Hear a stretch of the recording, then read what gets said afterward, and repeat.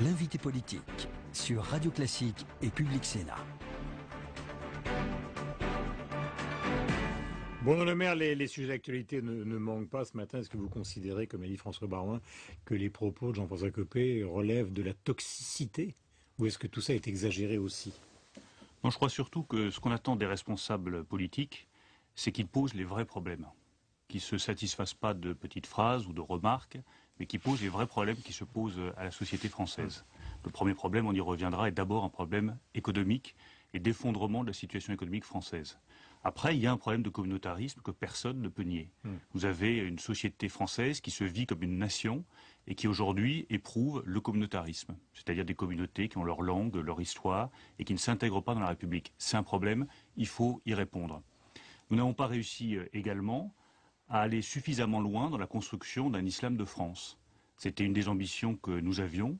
Et on voit bien aujourd'hui qu'il reste encore un travail considérable à faire pour que l'islam de France trouve toute sa place de manière sereine, de manière apaisée. C'est le problème numéro un de l'affaire des dernières heures, d'après vous? C'est pas le problème numéro un de l'affaire des dernières heures, mais ça fait partie des problèmes de long terme que nous avons devant nous.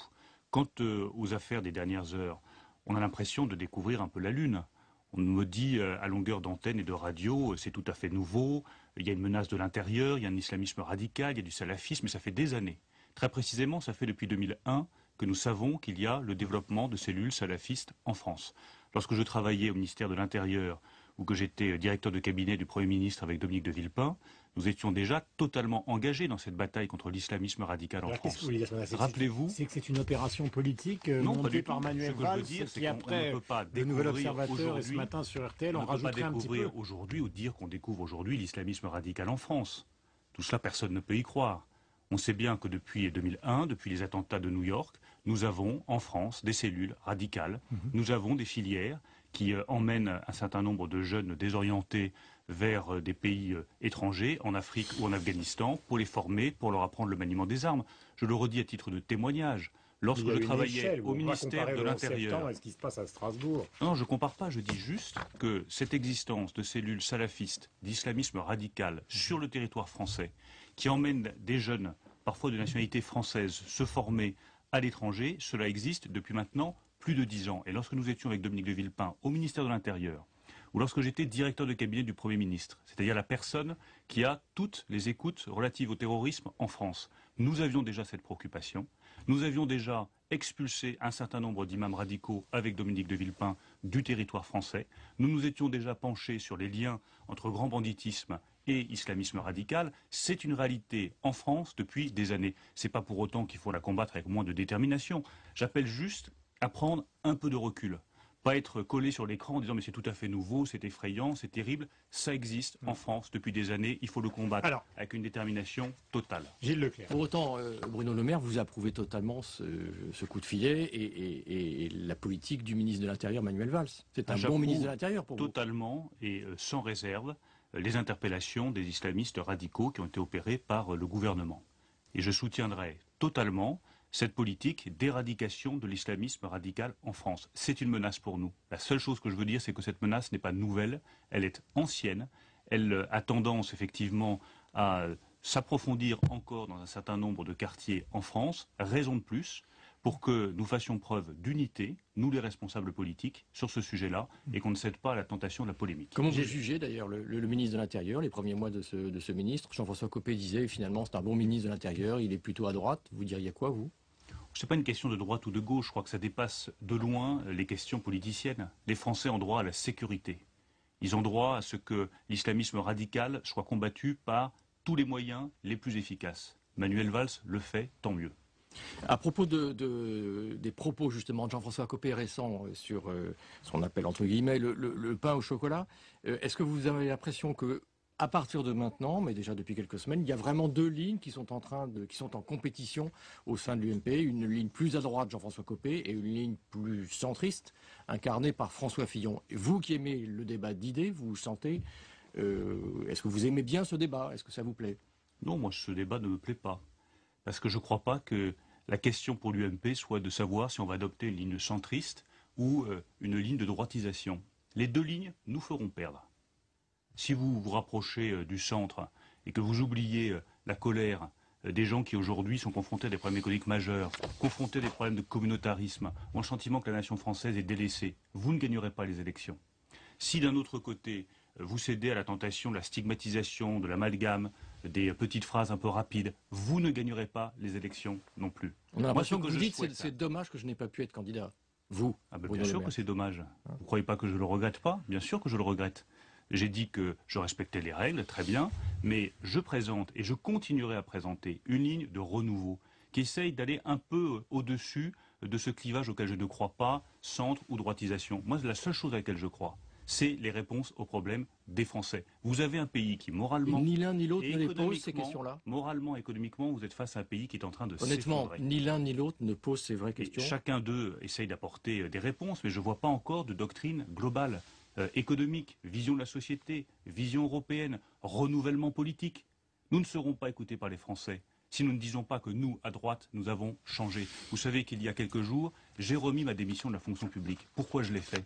Parce que j'estime qu'on ne peut pas continuer à avoir plus de 35% des députés qui sont issus de la fonction publique. On ne peut pas continuer à avoir cette endogamie complète entre la fonction publique et les élus.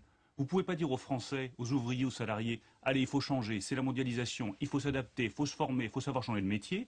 Puis vous êtes élu, vous venez de la fonction publique, vous êtes élu député, vous êtes battu 5 ans ou 10 ans plus tard, et vous retournez tranquillement, en toute sécurité, dans la fonction publique. On ne peut pas continuer comme ça, et j'ai déposé une proposition de loi pour que désormais, comme en Allemagne, comme en Grande-Bretagne, si vous êtes fonctionnaire et que vous rentrez à l'Assemblée nationale ou au Sénat, vous démissionnez de la fonction publique. Voilà aussi les thèmes dont il faut qu'on s'empare, parce que tout ce que nous dirons sur l'économie, tout ce que nous dirons sur la société, si nous ne montrons pas, nous les responsables politiques, que nous nous l'appliquons à nous-mêmes et que nous changeons, ça ne sera pas entendu. En attendant, le rapport gallois, c'est un peu le sentiment qu'on a avec Gilles concernant l'économie, c'est-à-dire que rien n'est vraiment décidé, toutes les hypothèses partent dans tous les sens. La dernière, c'est celle d'Arnaud Montebourg, qui envisage pour cette affaire de compétitivité fondamentale de taxer maintenant les banques et l'immobilier plutôt que d'avoir recours Mais assez, à un transfert de... Assez, je me permets de vous couper, assez avec ce langage tout droit issu du 19e siècle où on pense que la seule solution c'est de taxer, d'aller taper sur les banques, d'aller taper sur l'immobilier, mais on met la France une fois encore dans le mur. Je l'ai dit à l'Assemblée nationale en posant une question au Premier ministre et je le confirme. Plus personne ne croit à la démondialisation d'Arnaud Montebourg. Plus personne n'écoute ce que dit Arnaud Montebourg. Chacun a compris que lorsqu'il disait on ne va pas fermer Aulnay, Aulnay ferme. On ne va pas fermer Florange, Florange ferme. Je vais sauver les emplois sont perdus. Quand un On a gouvernement, peut-être compris quand un en gouvernement quelques mois la revient, leçon. pardon, On a Bruno Le peut-être Maire, compris quand en un quelques mois la gouvernement leçon. revient sur le taux de cession, notamment de jeunes entreprises, start-up ou autres, il fait Et preuve l'affaire de n'est pas terminée. de ce qu'on appelle l'affaire des pigeons. Ça veut dire quoi? C'est plutôt une bonne nouvelle pour vous. Ça veut dire non, c'est pas une bonne nouvelle. Parce que ce qui est une bonne nouvelle pour moi, c'est quand le gouvernement de la République française réussit. Ça, c'est une bonne nouvelle pour moi. Lorsqu'il ne sait pas où il va, ce qui est exactement le cas, lorsqu'il est dirigé par un président de la République, il ne sait absolument pas où il va et donc il change d'avis matin, midi et soir. Donc en vous êtes fonction du d'accord dernier avec Juppé ce week-end? interlocuteur. Juppé a dit hier qu'Hérault avait un problème de crédibilité sérieux. Ils ont tous un problème de crédibilité. Oui, je suis d'accord avec Alain Juppé, mais ils ont tous un problème de crédibilité. C'est pas que Jean-Marc Ayrault. C'est un peu facile d'accabler le Premier ministre. C'est d'abord le président de la République qui a un problème aujourd'hui de crédibilité. Parce qu'il ne sait pas où il veut emmener la France. Pourquoi est-ce qu'il laisse des ministres dire une nouvelle fois pour faire l'effort de compétitivité, pour financer notre protection sociale?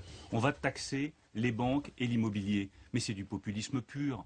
C'est appuyer sur des ressorts qui ne fonctionnent pas, on le sait. C'est faire plaisir aux gens en leur mentant. C'est du mensonge. On sait bien qu'il faudra transférer toute une partie du financement de la protection sociale, par exemple, toute la branche famille, 30 milliards d'euros, vers autre chose que le travail, sinon il y aura du chômage. Mais on sait très bien que les solutions, elles sont déjà sur la table.